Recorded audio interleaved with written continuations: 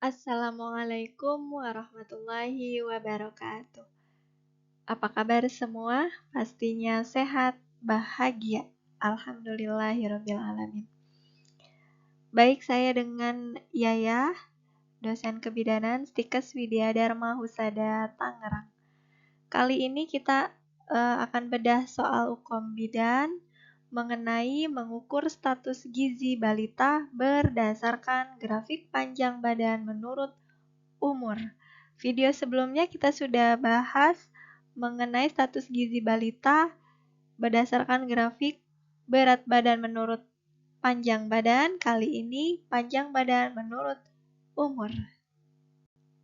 Ya, ini ada soal kasus ya, mari kita analisa dan kita latihan.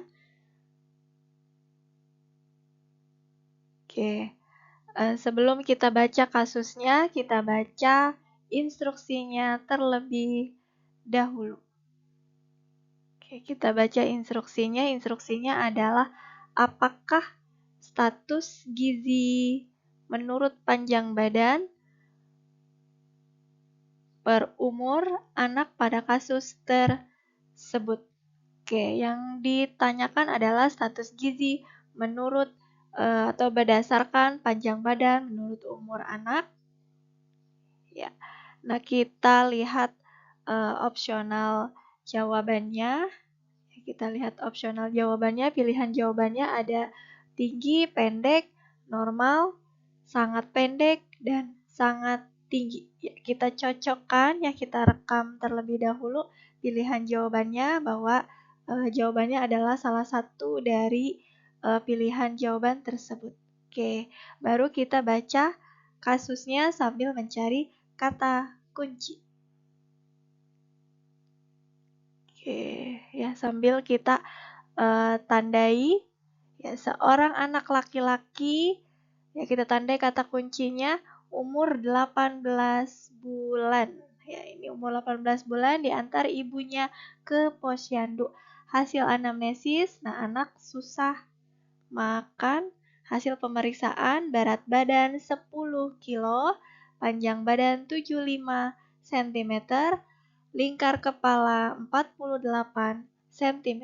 Nah, yang ditanyakan adalah status gizi menurut berdasarkan panjang badan menurut umur. Nah, kita fokus ke panjang badan dan umur. Ya, panjang badannya 75, umurnya 18.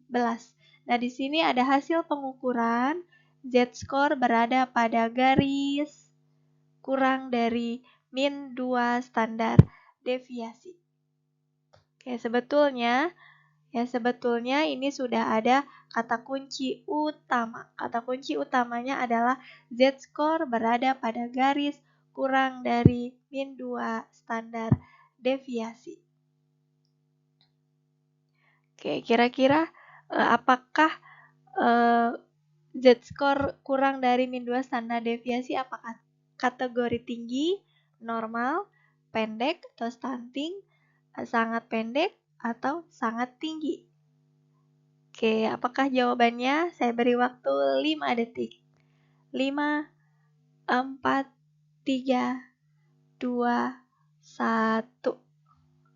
Oke, yuk mari kita bahas apakah jawabannya. Betul sekali, jawabannya adalah C, ya, pendek atau stunting.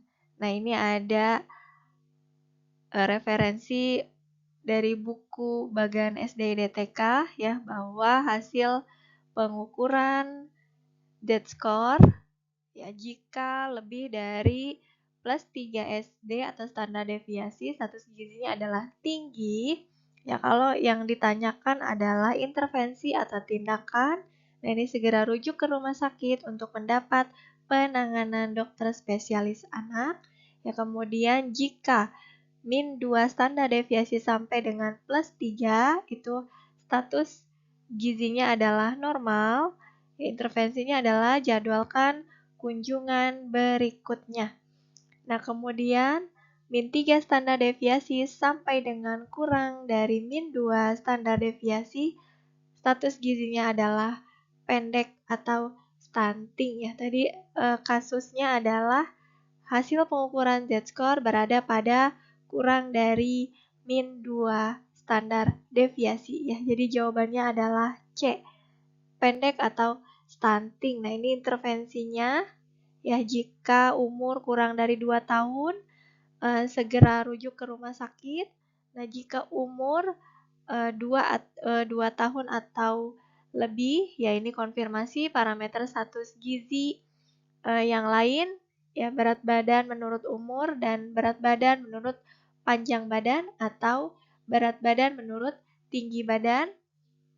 Kemudian MTBS, ya SDIDTK, buku KIA, KPSP, ya jika terdapat masalah indikator antropometri tidak sesuai, masalah perkembangan, infeksi, tidak ada perubahan setelah dilakukan penata laksanaan gizi standar, kecurigaan masalah hormonal, ya dan lain-lain, maka segera rujuk ke rumah sakit. Ya, jika hasil pengukuran Z-score berada pada kurang dari min 3 standar deviasi, ya maka status gizinya adalah sangat pendek. Ya, intervensinya adalah segera rujuk ke rumah sakit untuk mendapat penanganan dokter spesialis anak. Ya, selamat yang menjawab betul.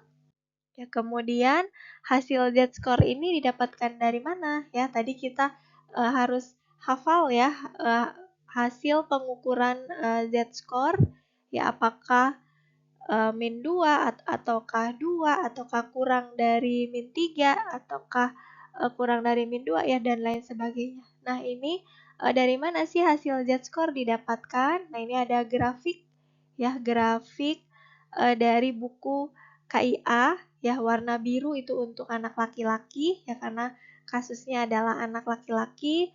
Kemudian umur 18 bulan. Nah, ini kita pakai ya, perhatikan umurnya ya, ini 0 sampai 2 tahun. Ya, ada lagi yang 2 sampai 5 tahun. Nah, kita pakai yang 0 sampai 2 tahun. Kemudian perhatikan grafiknya ya. Panjang badan menurut umur ya, karena yang kita cari adalah status gizi panjang badan menurut umur. Oke, baik, tadi diketahui dari kasus adalah panjang badan. Ya, ini adalah sisi panjang badan ya, garis vertikal ini panjang badan, garis horizontal yang di bawah adalah umur ya, menurut bulan penuh. Oke, tadi diketahui panjang badannya adalah 75. Ya, kemudian umurnya adalah 18 bulan. Ya, ini kita tentukan titiknya. Ya, kita tentukan titiknya. Panjang badannya 75, umurnya 18 bulan. Kemudian kita tarik garis, ya kita pertemukan antara panjang badan dan umur. Ya, kita tarik garis, ya didapatkan di sini. Ya, didapatkan di titik ini antara min 2 dan min 3. Ya, didapatkan titiknya berada di antara min 2 dan min 3. Ya, ini titiknya. Ya, kalau sudah dapat titik di sini, itu jangan terkecoh dengan kita menggeser ke garis pas di min 2 atau kita menggeser ke garis pas min 3. Jadi sehingga hasilnya min 2 atau min 3 itu tidak ya. Nah, ini kalau berada di tengah-tengah ini yang apa-apa, kita ambil titiknya ya berada di antara min 2 dan min 3.